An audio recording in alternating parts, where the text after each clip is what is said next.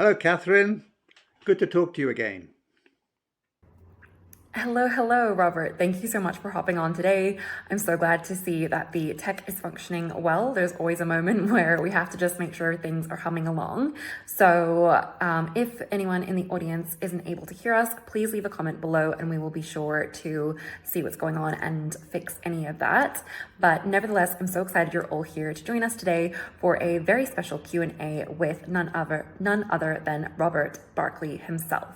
So we will be diving into all of the many questions we have received from each of you, and specifically, we're excited to hear more about the psyche of the writer and what goes into the writing process. So without further ado, let's begin. So for many of the readers out there, you may already be familiar with the concept of a hero's journey, and part of that journey is something called an inciting incident, where our protagonist is often called into action and the story begins. So following along these lines, I thought that it'd be very interesting to ask you, Robert, what your inciting incident was, and what really sparked this inspiration for beginning the books. Oh, yes, I was living in China at the time. It was about 10 years ago. My wife was telling me the story of her childhood during the Cultural Revolution, how she and her family were sent to a gulag, a prison camp, on the Siberian border for 2 years for having bad attitude and too much money. She's now a very successful businesswoman, and I marvel at the changes in China from its revolutionary past, its suppression of women, to where it is today, and the emergence of China on the world stage, but especially Chinese women onto the world stage. And I knew there was a story to be told. I just wasn't sure how to do it, but I knew I didn't want to write just another dreary old history book. Yes, I think we've all read our fair share of history books back in the day, so I appreciate your unique spin on things. So, with that said, I would love to know a bit more about the inspiration behind the books. Where do you source your inspiration exactly? The inspiration for how to tell the stories goes back to the 70s. And it comes from my experiences in real life, as all my writing does. At the time, I was involved in that 1970s bestseller, The Vietnam War, a country that borders on China and on Cambodia. Uh, you, Catherine, wouldn't remember the 70s. I do. We weren't very PC back then, and the Western world was wrapped up in wife swapping parties, reading the joy of sex, mourning over Elvis dying, the Beatles breaking up, Apple and Microsoft got invented. A pretty wild time in the West, but while we were preoccupied with those things in the war, two of the world's greatest catastrophes were also happening right on Australia's doorstep, and they went unnoticed for most people. The first, China's Cultural Revolution and the famine, killed more people than World War One. The second happened in Cambodia. The world barely noticed while this really fairy tale country was ravaged under the brutal hand of Pol Pot, and 2 million Khmer men, women, and children, plus a couple of Australians as it happened, were executed in the killing fields or perished from starvation, disease, or overwork. Unlike China, Cambodia remains one of the poorest countries on earth, and it's become the hub of one of the most evil industries imaginable, the trafficking of children for sex. I now know how to write my stories. I do it through the eyes and the experiences of some remarkable women whose lives mirrored the historic transformation of those two countries. So, a way of telling important stories through the lives and loves of my heroines. Katie and Clara are just struggling with their lives like we all do. They're not detectives with a chip on their shoulder. They're not indestructible Rambos or ex-SEALs who save the world singing the Stars and Stripes forever. These women find themselves drawn into tumultuous issues of our times and growing as the series progresses, falling down occasionally, as we all do, and like most of us do, get up again. So there are ordinary people dealing with extraordinary issues. And I thought now I had the story and how to tell it. Yes, that makes a lot of sense. And in your case, the books really do touch on such deep subject matter that it's very fascinating to see the way you explore these subjects with such sensitivity that it does feel quite personal. So, this actually leads into my next question, which is about the concept of mirakai. This is a Japanese word that means putting oneself into their art. So I would love to hear from your perspective, how much of yourself do you actually put into the books? That's a really good question. In a way, writing's a kind of wish fulfillment to me. What was surprising was how the characters and stories turn out to be representations of the author, retelling personal experiences under different disguises, and that includes genders as well, or representations of the dreams which are unfulfilled for you. You create them again through your characters. I found writing is really a literary version of the psychoanalyst's talking cure. I see it all the time in my own writing. Writing is more than surprising to me, it's cathartic. The characters are you, and they're very important to you. And if they don't make you cry sometimes, you've probably not invested enough of yourself in them. They need to make you smile too. So, in a way, writing is a beautiful way to create characters to live your life for you, doing the things you'd wish you'd done, or dealing with situations differently a second time around. I'll give you a quick example. I made Clara a classical pianist. I'd always wanted to play the piano. Never could. I never felt I had the ear for it. Uh, but as I started to write her story, I saw myself more and more as a pianist, uh, fulfilling that dream. So I went out and actually bought a piano. This was during COVID, so I had plenty of extra time. So I bought a piano, and for 4 or 5 hours a day for the best part of a year, I taught myself to play the piano, not like Clara does, but well enough to understand what it takes to play a piano. And it's an incredibly hard instrument to play. So this is what I mean by the characters living your life for you. And all of the characters are like that. So writing, creating characters is really a second chance at life, like a resume. Uh, I'm actually a very private person, but if you want to know who Robert Barclay, the author, is, it's all in the books. It's all there, different disguises, Katie and Clara and Simon and all of those people.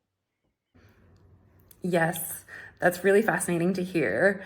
So, based on what you've shared, it sounds like you use a mix of wish fulfillment and almost a cathartic therapy style of processing things. And along with that, often comes some harsh truths or realizations, which leads me on to my next question about which parts you found most challenging to write and why. Yeah, this is really an extension, I think, of the last answer. There's an emotional challenge for an author, and part of that's avoiding falling in love with the heroine and wanting to save her, save them from themselves, and risking the story, risking the plot. As I said before, they are in some ways me as well. So as stories unfold, I had to put them in situations where I needed them to grow or stumble. So sometimes I had to watch them being hurt to achieve that. It can be very intense for a writer to do that to characters. In the diary, for example, Katie makes some terrible decisions about love, which ends up changing her life. And in the second book, there's a very difficult scene because I knew I told a true story about the orphanage girl, about a child who was trafficked when she was 8 years old. It was quite graphic in the book, and I knew it was true. So that was very, very difficult to write. Um, in the third book, my heroines reach a critical point in their lives. It's getting towards the end of the series. And I have to make decisions about letting them go. And that's going to be incredibly difficult for me. But it has to be done because it's part of how the story needs to evolve. Um, so there are incredibly hard scenes to write. Um, that's not to say there aren't some very beautiful, uplifting scenes you can write about the characters as well, which hopefully offsets the tough decisions that you have to make about them. Yes, thank you for sharing. There were so many scenes in the book that felt very visceral and difficult to process just due to the harsh realities. So I can imagine just how challenging that would have been to write. Absolutely. Thank you so much for sharing. So, switching things up to a slightly lighter note, I wanted to ask, how do you draw the line between paying homage to your favorite authors and creating your own unique writing style? Yeah, I think it's essential that every author finds their own unique voice. And I think we do that by reading better writers than we are and getting the widest amount of reading material we can. And from that, I think we take different parts, different styles, and incorporate them into how we want to tell stories. My favorite authors are the English Regency and Victorian writers, the Brontes, Jane Austen, Mary Shelley, Charles Dickens, and many others through to the early part of the 20th century. I'm currently having a love affair with Virginia Woolf. I love her writing, it's brilliant. And I love Philip Roth, one of the finest writers, I think, of the last 100 years or so. Uh, I like them because they write about characters. They don't write so much about plots. And the stories are mostly stories about morality, not the preachy kind of morality, but the kind about being true to yourself and the values and good manners, those kinds of things. And I choose to write the same way. Um, at a practical level, I set parts of my stories, for example, in an English village in Hampshire, quite close to Chawton, where, quite deliberately so, where Jane Austen wrote all of her novels, and my characters occasionally go there. So I have the chance to sort of honor them in my prose as well as by looking at their style and learning from them. Uh, Also, I love the older style English of that period. The words they use are words we don't find anymore in modern 21st century English, except in my books you do, because I love those words. Words like amiable and agreeable. I think they're beautiful words. And I happily adopt those and copy that style into my own writing. So my writing is a little old-fashioned in some ways. The other thing that I pay homage to them, I suppose, is in things like dialogue tags. I use a very old-fashioned style, at least in my last two books I do, and that's using the tag "said she" instead of "she said," which is far more common. It's my way of paying homage to to those writers and respecting the quality of their work. And you have to remember they wrote with a typewriter on a sheet of paper, didn't have word processors. Uh, so I have nothing but admiration for those writers, and if they can teach me anything, I'm happy to adopt it and work it into my own voice. Yes, well, you may be interested to know that the typewriters have actually made a resurgence for the next generation, as many of those who have spent their lives in the digital realm are craving more analog and physical spaces. So don't be surprised if these make a comeback. But on another note, I wanted to ask you the next question, which was in regards to your evolution throughout the book series and how your writing style has evolved throughout each books. Yeah, your writing obviously improves the more that you write. Uh, for me, I think the most obvious one is probably better dialogue. I think as the characters become better known, to me, I'm more confident in not having to tag them unnecessarily. A reader will know who's talking by the way that they talk. Um, I'll often use action beats instead of tags now, which keeps the flow of the conversation, I think, better. Um, the other major change in my writing, I think, is the confidence to use different points of view and to use switches from the usual past tense, for example, into present tense if you want to change the moment or add immediacy to the action or switch dramatically from one chapter to the other if there's a scene change between. Uh, Metaphors, too. I think you get more confident in using metaphors. So originally, I might have said shouted angrily. Now you might say something like painted him with red graffiti. Uh, so I love the idea of being creative around metaphors, and with more experience, I am far more open to writing challenging descriptions of actions in the story. Uh, when I started, I don't think I had the confidence to do that. As a beginning writer, we tend to follow the rules more strictly than we do later. There's no maxim in writing. You should know the rules so you know when to break them, and I think that's very, very true. Um, the other way I think my writing has improved, I never mentioned it before, but I have a great affinity to Chinese writers, particularly the female writers. Um, I love their descriptive style, which I've increasingly tried to incorporate into my writing. And I think that their writing is so beautiful because they've grown up with a pictorial alphabet, not the pinyin, but the putonghua, the traditional Chinese language. They speak in pictures. And if you speak to a Chinese person speaking to you in English, you can't help but notice that their sentences tell stories. They're not just words and phrases. And I think that's rather beautiful.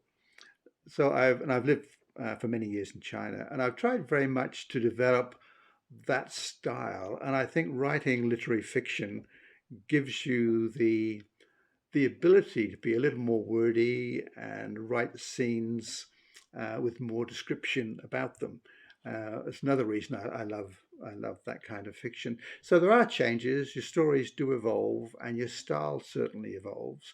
I can see mine. I read my first book and I read my last book. Um, I wouldn't say one is better than the other. I'm very proud of all of my work, but I can see how the style has changed, how I'm becoming a more confident writer in telling stories and far more adventurous now in how I tell them. So yes, indeed, it does involve quite a lot as you go along. Yes, that's really great to hear. Thank you for sharing. And I'm sure the budding writers in the community will be relieved to hear you say that, because I think there's so much pressure that goes with a particular style or sticking to a set format. And it sounds refreshing to know that you embraced the evolution of that writing style throughout the books, and that you've managed to play and create within a way that feels true to you and the story. So thank you for sharing. With that said, along with the concept of budding writers and some of the difficulties that writers face, I had to touch on the very commonly asked question about writer's block. And writer's block is often likened to a sort of death for writers, with good reason. So I would love to hear, how exactly do you maintain the momentum to write? Oh, Catherine, I'm so happy you asked me this question. Where do I start? Uh, Firstly, I think my answer is going to upset a few people. I don't believe there's any such thing as writer's block. It's one of those invented complaints that psychologists love to come up with, like all the other syndromes that never existed before the internet. I think it's kind of arrogance, really, that authors have when they're out of ideas or writing a story that they know is awful, or they've locked themselves into some unrealistic daily word count, or they've written themselves down a rabbit hole. Who's ever heard of a brain surgeon block or airline pilot block? It's only writers that have this problem. I have a friend who wrote me a 2-page email complaining about writer's block some time ago. I'm thinking, it didn't warrant an answer. Of course, there are times when the motivation to write is lacking, but that's not writer's block. That's a different thing altogether.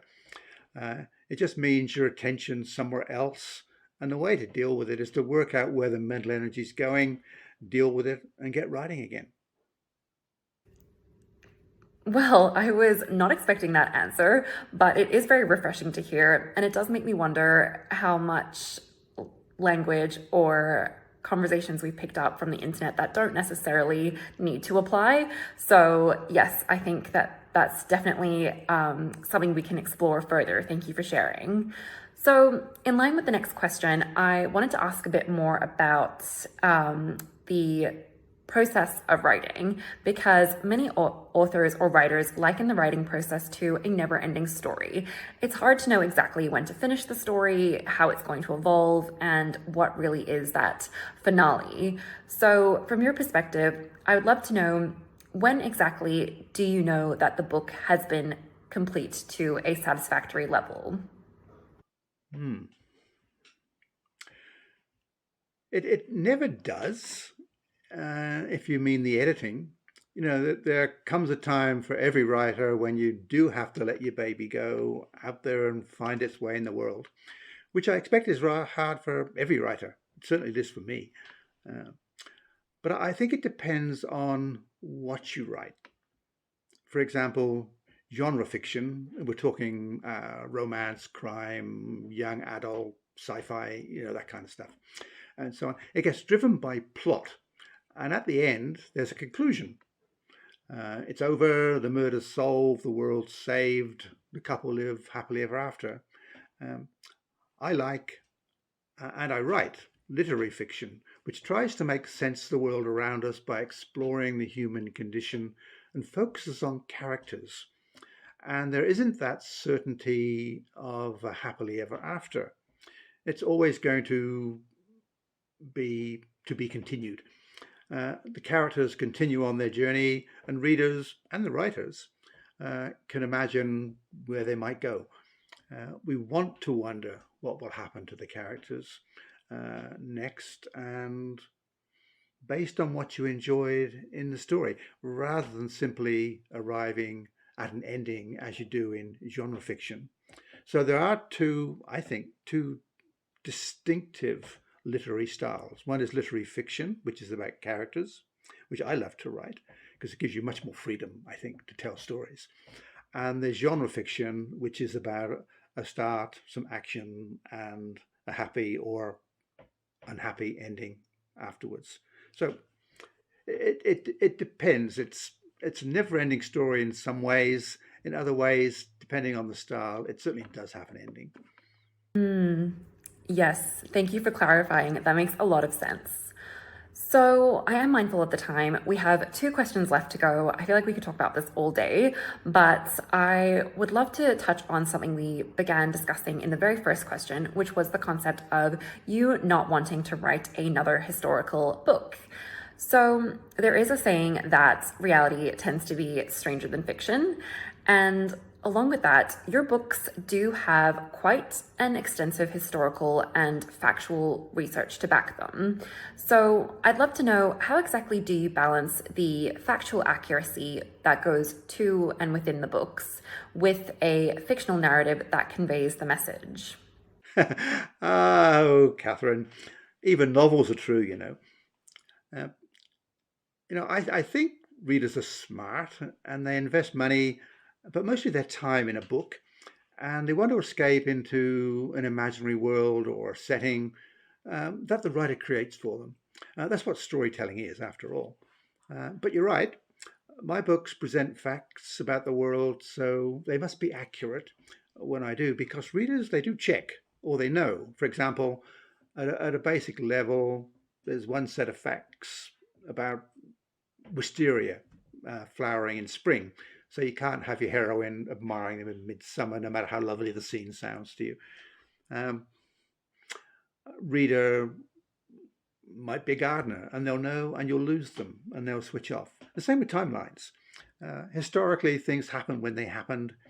Um, you can't have your heroines running around the world in 2020, for example, because we all know we were locked up for COVID, and your story just won't be believed.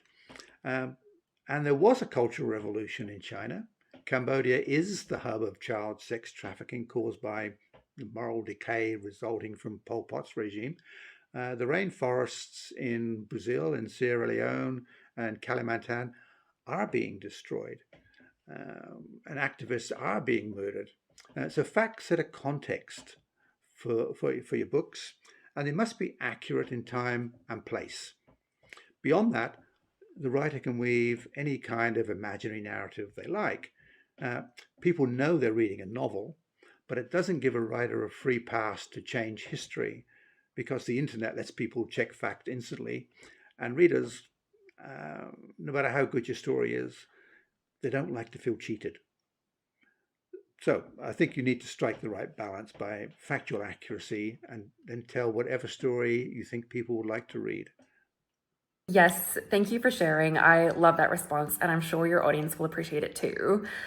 So, this brings us to the very last question. Thank you, everyone, for sticking around up until this point and for submitting your questions. We have been really thrilled to dive into this and discuss everything in more depth. And Robert, I'm really glad that you mentioned the heavier subjects in the book because we can't end this conversation without at least touching on those. So your books reference things like human trafficking, sustainability, as you mentioned, along with numerous other topical conversations. And that's exactly why I wanted to ask this last question. And the last question is, what is the core message that you would like to share with your audience? The messages of my books is to highlight historical and contemporary truths about the world and bring them to life through the lives and loves of my heroines rather than writing sort of dry nonfiction. I hope my writing appeals to people who are curious about the world and those who like to imagine a life they may never experience themselves and who like to get lost in a love story. Maybe that's all of us, not just romantic love stories, but love stories between people and love stories about the wonderful world we live in and what we can do to help improve it. So this is the joy of writing literary fiction, and I hope my readers enjoy the stories that I write. What a beautiful way to wrap up the conversation. Thank you so much for all your time today, Robert. We've truly enjoyed hearing your perspective of the writing process and a bit more in-depth responses about the books itself. So for all of you who have stuck around for the Q&A, please do add some comments. Let us know your thoughts. Please ask any other questions because we do have another Q&A lined up soon. So any questions you submit will go towards the next Q&A. So we're excited to hear your thoughts. And for those of you who are interested in learning more about Robert Barclay and his series, please do visit us at www.robertbarclay.com.au. Thank you so much, and we'll speak again very soon. Thank you for the time and the chance to talk to you, Katherine. Bye now.